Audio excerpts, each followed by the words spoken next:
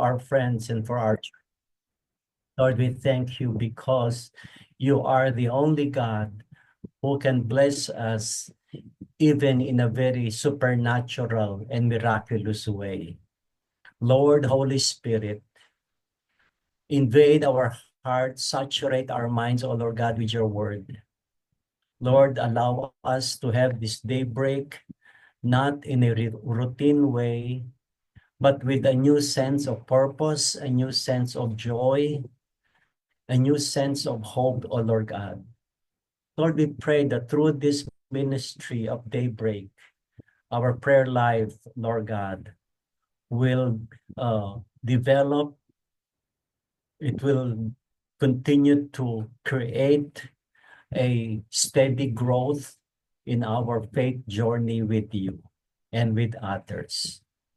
For this is our prayer in the matchless and wonderful name of Jesus. Amen. Starvation at Sea. This is the title of our meditation. And the question for us, what is it like to starve? When you say starve, there's a great shortage of food. There's famine. So what is it like to starve? I do not know if you were able to experience starvation in your life.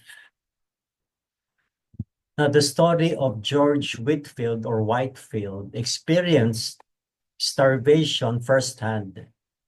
Born in 1714, Whitefield entered Oxford University in 1734 and joined John Wesley's Holy Club. At Oxford, Whitefield put his faith in the Lord Jesus. In 1737, Whitefield was ordained a preaching deacon in the Church of England and accepted the invitation of John and Charles Wesley to cross the Atlantic and join them in Georgia. Whitefield arrived in May 1738 at the age of 23. After spending the summer preaching in Georgia, Whitefield felt that God would have him return home, and so on September 9, he boarded a ship returning to England. On October 6, the ship experienced the worst storm the sailors had ever witnessed. Most of the fresh food washed overboard during the storm, making the future worrying indeed. Whitefield wrote in his journal, quote, "All was terror and confusion, men's hearts failing them for fear, and the wind and the sea waging horribly. But God, forever be adored for his unmerited goodness, was exceedingly gracious unto me. I felt a sweet complacency in my will in submission to his. Many particular promises God has made me from his word, that I should return in peace, flowed in upon my heart, and he enabled me greatly to rejoice." End of the quote. By the end of October, the daily ration was just a quart of water per day, plus some salt beef and water dumplings. Several days later, the passengers were informed that there was only a 3-day supply of water left. If consumed at the current rate, and as a result, the water ration was reduced to a pint a day. Another violent wind arose on November 6 and drove the ship back many miles. 2 little cakes made of flour and water and a tiny piece of salt beef were all that Whitefield had to eat as he lay sick on his cot. By now, most on board were very weak and emaciated or exhausted. On November 10, Whitefield wrote in his journal, quote, "Was much strengthened in our present distress by our Savior's turning the water into wine at the marriage at Cana, We have applied to him as the Holy Virgin did and told him in prayer that we have but very little water. At present, he seems to turn away his face and to say, "What have I to do with you?" But this is only because the hour of extremity or limit, they have already reached the limit, is not yet come. When it is, I doubt not, but he will now as richly supply our wants as he did theirs then. By November 11, the daily rations were down to an ounce or two of salt beef, a pint of muddy water, and a small cake of flour and water. Whitefield wrote, and I quote, "I besought the Lord many times to send us a fair wind, but now he does not think it fit to answer me. I am wholly resigned, knowing that his grace will be sufficient for me and that his time is best." End of the quote. The next day, land was sighted. And on November 14, 1738, of which we are commemorating today, the ship arrived in Ireland. There was but half a pint of water left on the ship. A small boat was sent out to bring back food and water. Whitefield wrote, "As soon as the provisions came, we kneeled down and returned hearty thanks to our good God, who has heard our prayers and sent his angel before us to prepare our way." For our reflection and prayer, what is the worst trial that you have ever faced? Why do you think God allowed you to experience it? What lessons did you learn from it? Were you frustrated by God's timing? George Whitefield's acceptance of God's timing as best was amazing evidence of the depth of his faith. Are we willing to accept God's timing? Let us remember, God is never late, but he can be very last minute from our point of view. In James 1, verses 2 to 4, "Dear brothers and sisters, whenever trouble comes your way, let it be an opportunity for joy. For when your faith is tested, your endurance has a chance to grow." Wow. So let it grow.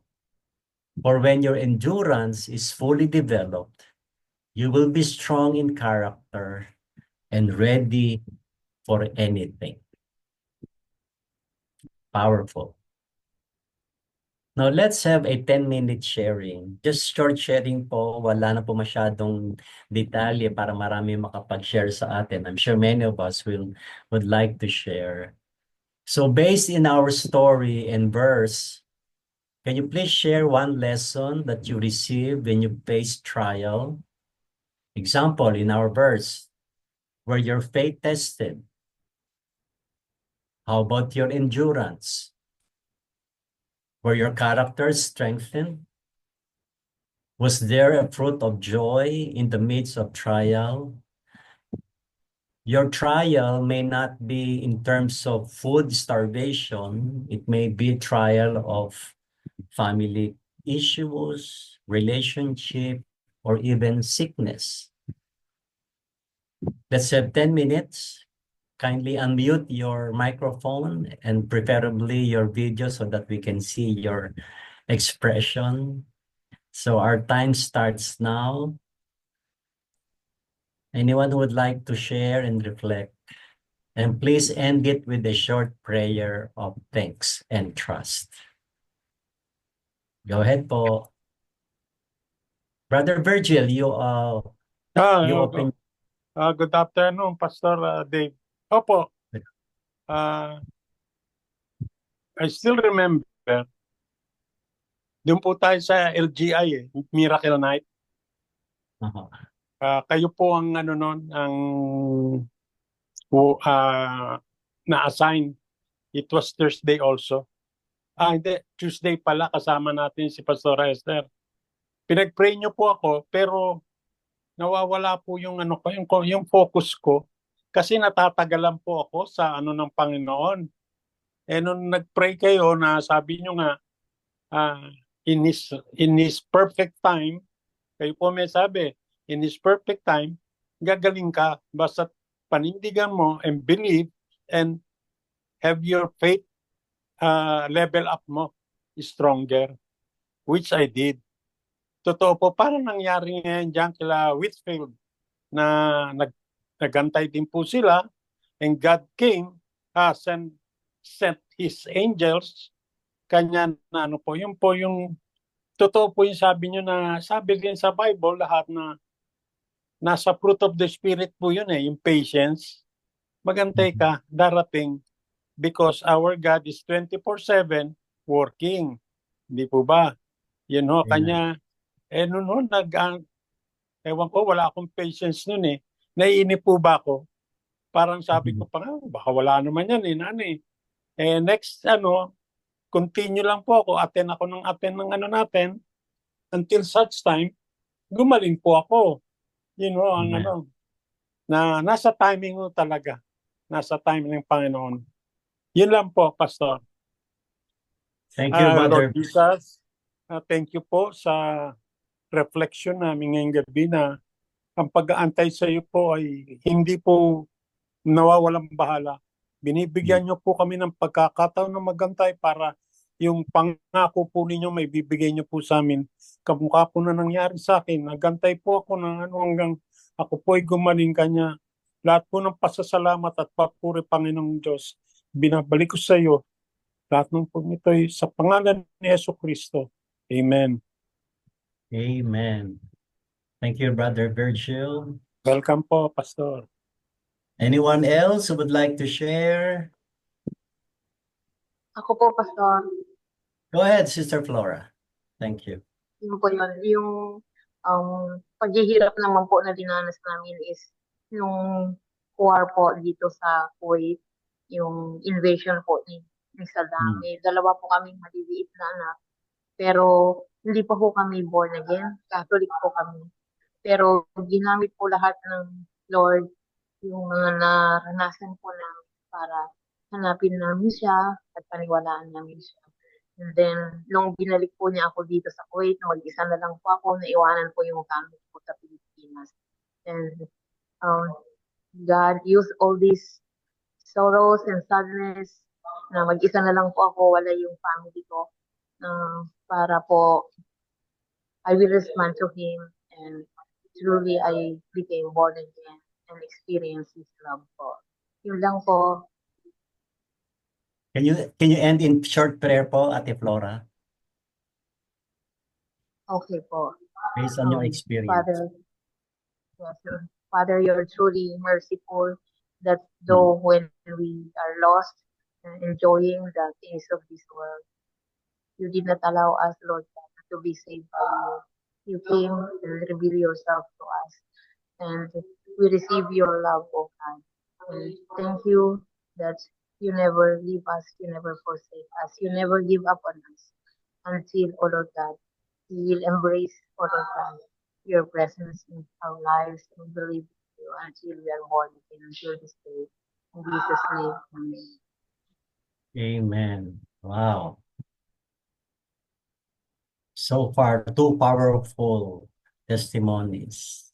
Sino pa po yung God's timing ni Lord during your trials, and of course, yung kanyang provision. So there's the lesson of trust. There's the lesson of not giving up. Anyone else?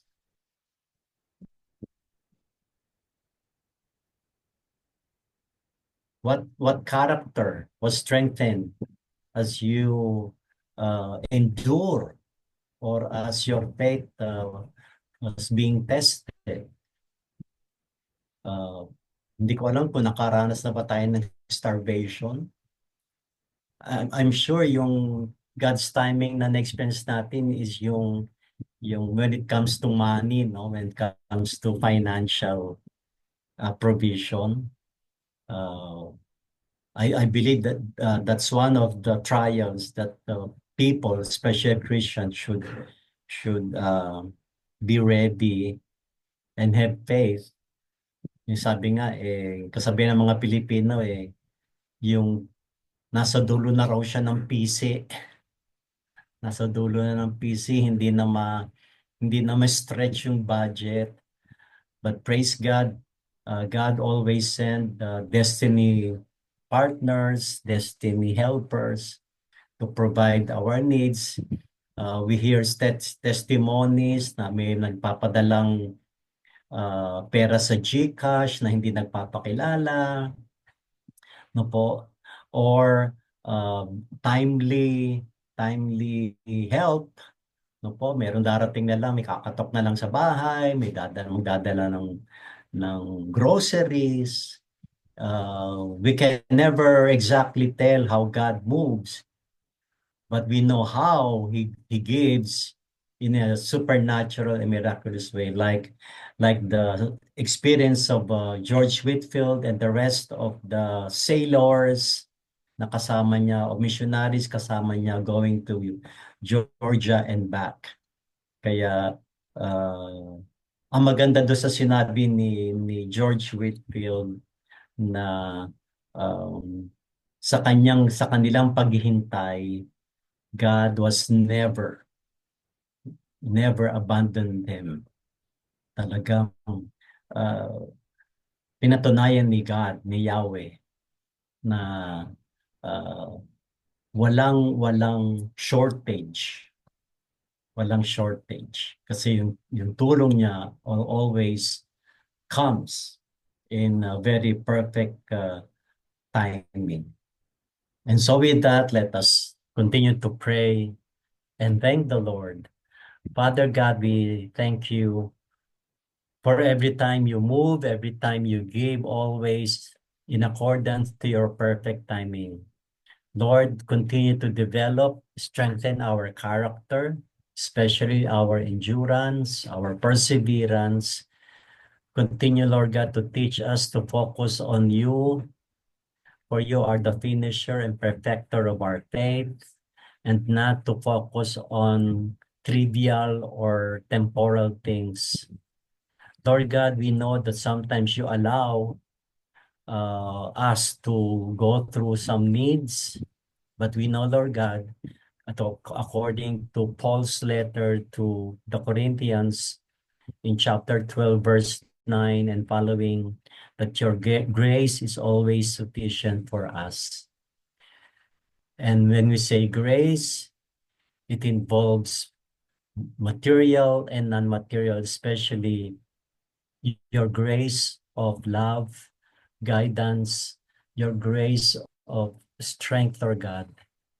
Though we do not deserve such blessing, but because of your unfailing and constant love for us, we receive. Lord, thank you for the testimonies that we heard. Lord, we know that these stories will forever reverberate in our lives and continue to be shared, so that those who are still doubting, for those who still not sure of you, they may learn from you and from this testimony. Lord God, we thank you for the testimony of George Whitefield, for you deserve all praise and glory. In Jesus' name, amen.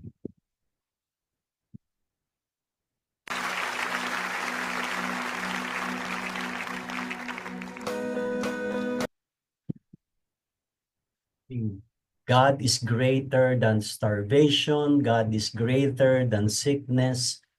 God is greater than our relational problems. God is greater in any struggles in life. And this is one of the things that we need to face and allow God to move and work for our healing and protection. Let us continue to pray for our brethren from Democratic Republic of Congo. Still, they are experiencing this widespread sickness called monkeypox and also other diseases around the world. If you know someone who needs miraculous healing of the Lord, please pray with us. Our youngest sister, Silea, I still in the hospital today because of urinary tract infection. Let us also pray for those who are undergoing medical interventions such as dialysis. Others are under chemotherapy. Others are going through MRI and all sorts of medical treatment or test. Let us lift them up to the Lord. In Psalm 103, 2-3 na po, sabi po sa wikang Tagalog, purihin mo ang Panginoon o kaluluwa ko, at huwag mong kalimutan ang lahat niyang mabubuting gawa, na siyang nagpapatawad ng iyong lahat ng mga kasamaan, na siyang nagpapagaling ng iyong lahat ng mga sakit. Tayo po ay manalangin. At pagkatapos po ng 1 minuto, mari po bang hilingan ang kapatid na Babes to close this first prayer point on healing? Pakisama mo na rin ako kasi meron akong slight vertigo. Ngayon, tayo po'y manalangin. Hallelujah. Father God, thank you. You are Jehovah Rapha. You are our great physician. You are our great healer. Maraming salamat, Panginoon. That we know, O God, according to your perfect way and time, O God, ang lahat ng mga kapatid namin, mga pinapanalangin namin sa aming prayer list, matatanggap nila, O God, ang tunay at lubos na kagalingan mula sa iyo. Patuloy, Panginoon, tinatas namin ang mga nasa Africa, Lord, sa Congo, those who are suffering from monkeypox, na ito, Panginoon, ay mapagtagumpayan nila, Lord, sa tulong ng Banal na Spirit. Lord, we declare your provisions and protection sa kanila, not further complications from this sickness. Thank you, Father, in Jesus' name. Yes, Lord, indeed, you are our awesome God, our healer. Salamat, Panginoon, dahil nakakalapit kami sa pagkakataon na katulad nito upang hingi ng inyong patnubay, hingi ng inyong mapagpalang kamay to touch everyone na alam namin nangangailangan ng inyong paghipo. Lord, from head to toe, Lord, nilalapit namin sila sa iyo to touch them vividly, Lord, miraculously, lahat po ng kasakitan ng ng buong katawan, Panginoon, internally, physically, Panginoon. We have heard the names na inilalapit namin sa inyo, ang mga cancer cells, ang mga high blood, ang mga lahat po ng klase ng sakit na hindi nanggaling sa inyo. Alam namin, Panginoon, na ito ay hindi nanggagaling sa inyo. At kaya winawaksin namin to sa matamis sa pangalan ni Jesus. Lord, in Jesus' name, tatanggalin niyo to. Hindi kami mapapagod na lumapit sa iyo at humiling ng inyong kagalingan sapagkat alam naming mahal ninyo kami.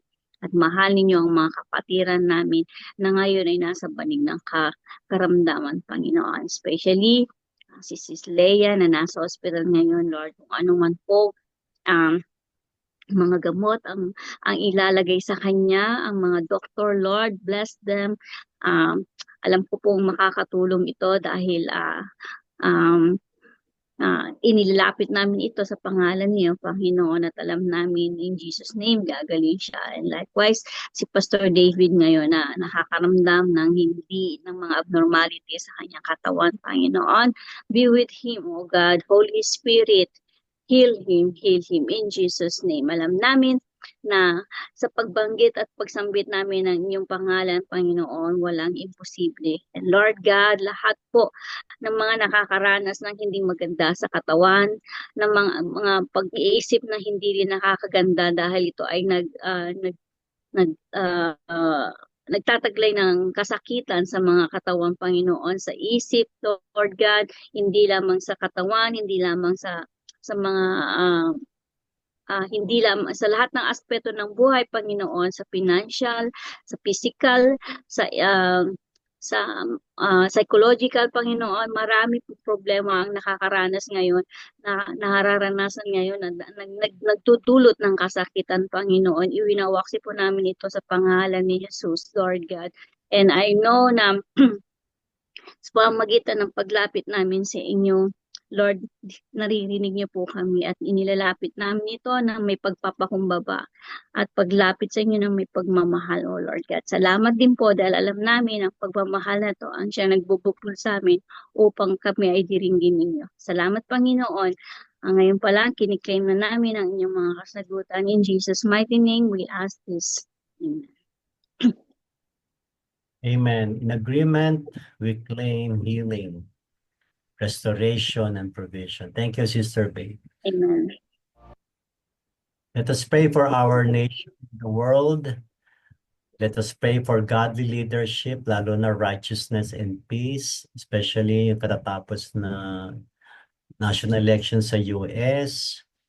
Marami ang some are excited, some are apprehensive sa pagkapanalo daw ni Donald Trump, especially yung mga immigrants. But in totality, hindi lang si Trump ang kailangan ng backup ng Lord, kundi lahat. Yung mga rumors of war, let us cast it out, that there will be no third world war.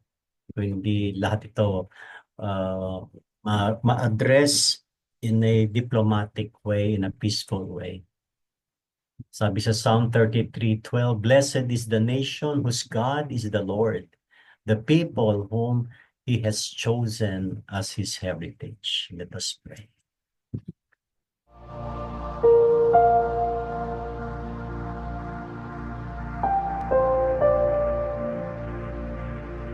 Lord, you are the God of all nations. Alam mo, Panginoon, kung ano yung nangyayari, O God. Mundong ito, ikaw din pala namin. Continue, O God, to lift up all the nations. Everything, O God, na nagdadaan.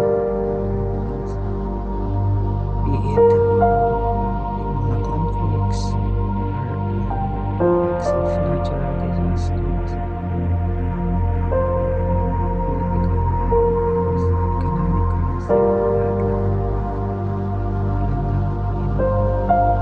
walang hindi pwedeng abutin kapangyarihan yan. Declare peace.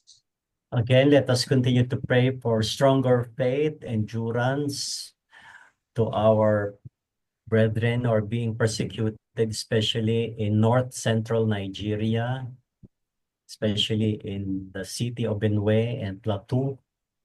In Matthew 5:10, blessed are those who are persecuted for righteousness' sake, for theirs is the kingdom of heaven. We can only approximate the feelings, the physical of those who are being persecuted, because some, if not many, were killed because of their faith, especially the children. Let us rebuke spirits of trauma and phobia and fear, that there will be miraculous intervention by the government and some international Christian organization.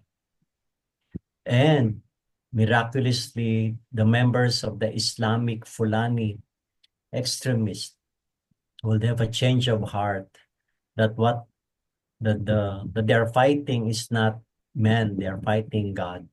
So let's pray for a change of heart. Let us pray. Thank you. Oh Lord, yes, Father God. You are the God of all possibilities. Wala pwedeng hindi mo kayang gawin, O God. So Lord, even this extremists, Panginoon, dito sa Beijing, we pray, O God, that you would soften their hearts, that you would turn their hearts to you, O God, and make them realize, Panginoon, that they are doing, O God, is not really pleasing to you, and it's not really helping them. So, Panginoon, we also pray for those who are affected by these aggressions and violence, those who have lost their loved ones. Continue, O God, to comfort them. Continue to lift them up. And Lord, we pray for the government, Lord, to intercede, O God, na sila, Panginoon, ay magkaroon ng maayos na Our pag-uusap. Heavenly Father, ito po yung isang aspeto na we need your timing. No one knows when this persecution will end. We trust your timing, O God. Lord, we pray for our fellow Christians, especially missionaries, pastors, teachers, who are leading their congregation in that very desolate place that no one knows where it is. We pray, Father God, for their faith will continue to be strong and that they will focus on you, Lord God. Lord, we pray that you remove the fear, that our fellow Christians will continue to praise you and worship you. Lord, we pray for a change of heart, from a heart of stone into a heart of flesh, where all Islamic Fulani extremists will change the heart. May they see you, Father God, miraculously. Lord, we lift up the leader of that group, including, Lord God, the Hamas group between Israel and the Hamas terrorists. Israel between Iran, North Korea, Russia, Lebanon. Lord, we pray that this war will end, though it is part of the prophecy, but we believe, Lord God, that you can intervene according to your time and according to your way. May we continue to trust your timetable in Jesus' name. Amen. Anointing and covering of our church workers. Currently, or if I'm not mistaken, tapos na yung dreams and visions ng Global Methodist Church sa Wilmore, Kentucky, where a lot of GMC leaders congregated and asked the Holy Spirit for more revelation, that God will speak to them and speak to us globally through dreams and visions. Especially workers are undergoing difficulties. Let us also pray those who are candidates like Sister Babes. She's one of the candidates to the ministry, that during their discerning process, they would receive clarity, understanding to the calling that they are now responding. Sabi sa Daniel 5:14, nabalitaan kong sumasa iyo ang spirito ng mga banal na Diyos. Meron ka raw pambihirang talino at karunungan. Tama. Hingin natin sa Diyos ang hindi lang basta talino, pambihirang talino at karunungan. Kasi alam natin yung mga kinakaharap na challenges ng isang manggagawa.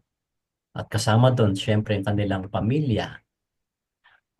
Workers, for me, also involves yung lay leaders, no? Nandito meron tayong mga lay leaders, Sister Fidet, yung ginaganap na, Tuloy po ba si Sir Finet yung worship service sa tahanan nyo?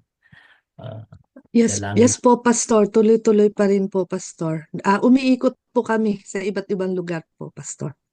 also Thank you. house churches. Magpatuloy kayo na may Amen. kagalakan, magpatuloy Thank you kayo po. na may patan, at even now, we declare fruitfulness, impact, growth sa inyong pagtugon sa Panginoon. Tayo po ay manalangin. Amen.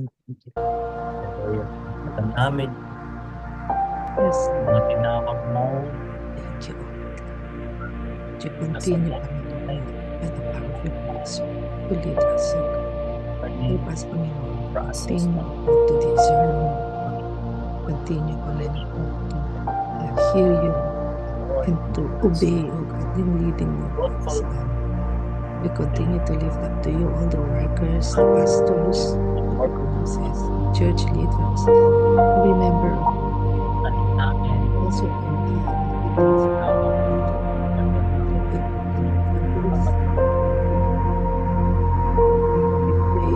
continuous leading ng Holy Spirit as they continue to serve you in the way of pray, Panginoon, for more provisions, O God, strength and endurance para po sa mga workers. Salamat po dahil patuloy kayong tumatawag ng mga manggagawa mo sa Ubasan, lalo na po yung mga nag-start ng churches. Those are planting churches. Some are those in homes.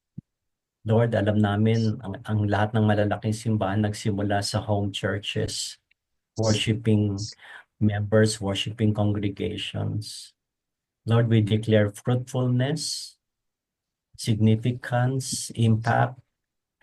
Panginoon, yung endurance, alam namin hindi komportable ng palipat-lipat ng bahay, pero nandun yung kagalakan. Oh, how I wish I could be there, oh God. Yes, How we wish we could be there to share the joy and the burden. Lord, ganun din po yung mga families ng mga workers. Lord, alam namin hindi kami exempted kapag ang mga family members namin minsan hindi naunawaan ang kanilang mga magulang na manggagawa. Pero alam namin, Panginoon, kasama sa calling mo ay yung pagpapalakas ng relationship. Alam namin kasama sa calling namin yung provisions beyond what we can ever ask or think. Lord, especially, iba po yung challenge ng mga tent makers, na mga workers na nasa abroad, especially yung mga pamilya nila, karamihan na nasa Pilipinas. Panginoon, alam namin na ang tulong mo po ay sapat, hindi na-late, na minsan last minute na lang, pero sakto pa din yung tulong mo. Lalo na po pag may mga nababalita ang may mga sakit sa mga members ng family na hindi kami kaagad makarating doon. Pero alam namin, Lord God, yung presence mo nauuna na kapag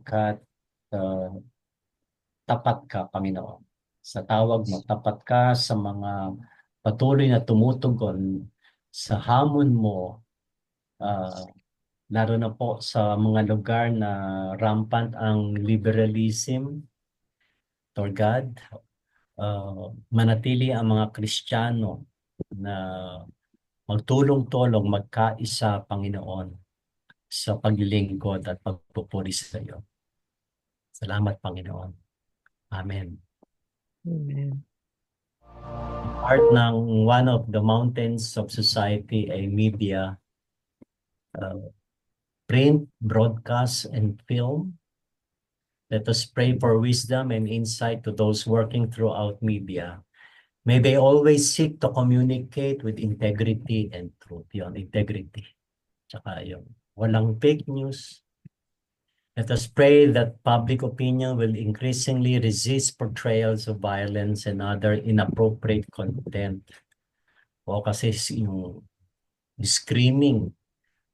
Minsan yung yung TikTok na yan minsan yung TikTok nagagamit in an inappropriate way. Minsan sinasama pa yung mga bata.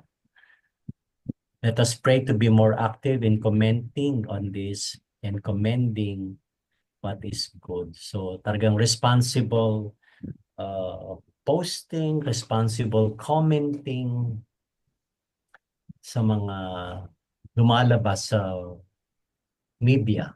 Ito man ay print, broadcast, or social media, internet, and even film. Let us pray. Lord, our purpose. We ask for we are reading over your guidance, Panginoon, sa amin lahat, Panginoon, when it comes, O God, to utilizing or accessing itong mga iba't ibang platforms ng media, especially sa social media. Yes, we thank you, O God, for this technology. Yes, we thank you, O God, that through internet, Panginoon, ay kami nagsasama-sama, Panginoon, kahit nasa ibang lugar kami. Continue, but also, Panginoon, Lord, help us, O God, to be the first, Panginoon, Lord, to be responsible enough, O God, kami, Panginoon, personal way of using it, and even, Panginoon, in guiding, but especially yung mga younger generation, access. And in the name of Jesus, the name of Jesus, deliver us from kung merong naging hold sa amin emotionally or mentally. Kung there are times nakakapanood kami ng mga violence or inappropriate mga languages, Panginoon, deliver us in the name of Jesus. Free us. At walang residue ng mga works ng enemy sa amin, Panginoon. In Jesus' name, we pray and declare more Christian bloggers, Christian producers, sponsors, Christian directors na magpo-produce pa ng maraming mga Christian movies and even mga short films. In Jesus' name. Amen. Sister May, pwede po ba kayo magbigay ng closing and Thanksgiving prayer? If you are able. Sister May. Okay po, Pastor. Thank you. Thank you po. Hallelujah. Abba Father, Lord Jesus, o Holy Spirit. We thank you, Lord, for today, Panginoon. Salamat sa panibagong lessons, Panginoon, na aming narinig, Panginoon, through Pastor David, Panginoon.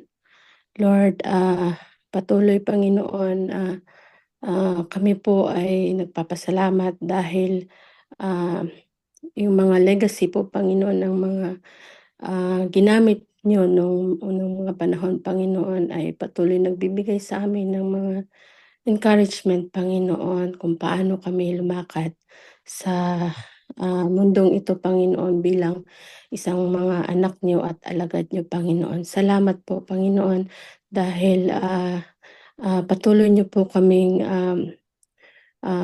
binibigyan ng kaalaman, Panginoon, sa pamamagitan po ng mga pagtitipon na ito, sa mga lessons na ibinahagi ng mga leaders namin, Panginoon. At Lord, salamat sa presensya ng inyong banal na Espiritu na nangunguna sa amin, Panginoon. Nawa patuloy niyo po kaming pag-alabin pa sa aming pananampalataya at patuloy yung kauhawan namin, Panginoon, na marinig ang iyong mga salita, Panginoon, ay patuloy namin itong hahanapin, Panginoon, at sa mga panalangin ng bawat isa, Panginoon, nawa, Panginoon, ito po diringgin niyo, Panginoon, at matanggap po ng bawat isa ng aming mga pinapanalangin, Panginoon, ng kasagutan niyo. And we believe, Panginoon, na wala pa naman kaming binanggit ay meron na po kayong ginagawa. Kaya maraming salamat po, Panginoon, at salamat din po sa bawat isa na narito, Panginoon, na laging nagbibigay ng oras upang makausap kayo, ma-fellowship ang bawat isa at uhaw sa mga salita niyo, Panginoon. Lord, salamat na dahil, Panginoon, sa mga ginamit niyo, Panginoon, lalo kaming lumalawak sa aming pananampalataya at nawa, Panginoon, meron pa kayong dadalhin sa platform na ito upang mailapit namin sila sa inyo, Panginoon, at marinig nila po kung gaano po ang ginawa niyo sa mga buhay ng unang mga leaders namin, Panginoon, at ma-bless, Panginoon. Lord, i-bless niyo po ang bawat isa sa amin at patuloy niyo po kaming gabayan sa araw na ito, nawa sa lahat ng aming mga gagawin at mga sasabihin at mga maisip, Panginoon, ay maging kapuri-puri ito sa inyo, Panginoon, at patuloy niyo po kami patawarin sa mga nagawa naming kasalanan, Panginoon, at patuloy niyo po kaming baguhin araw-araw, Panginoon, upang sa ganon maging kaaya-aya at maging pagpapala kami sa iba, Panginoon. Salamat po. Ito po yung panalangin sa pangalan ni Jesus. Amen and amen. Thank you, Sister May. Let us receive the benediction.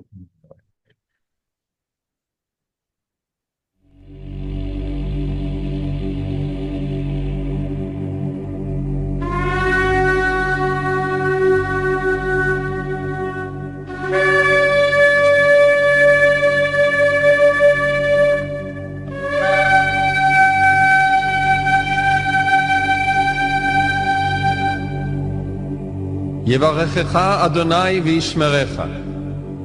יאר אדוני פניו אליך ויחונקה. יישא אדוני פניו אליך וישם לך שלום. The Lord bless you and keep you. The Lord make his face shine upon you and be gracious to you. The Lord lift up his countenance upon you and give you peace.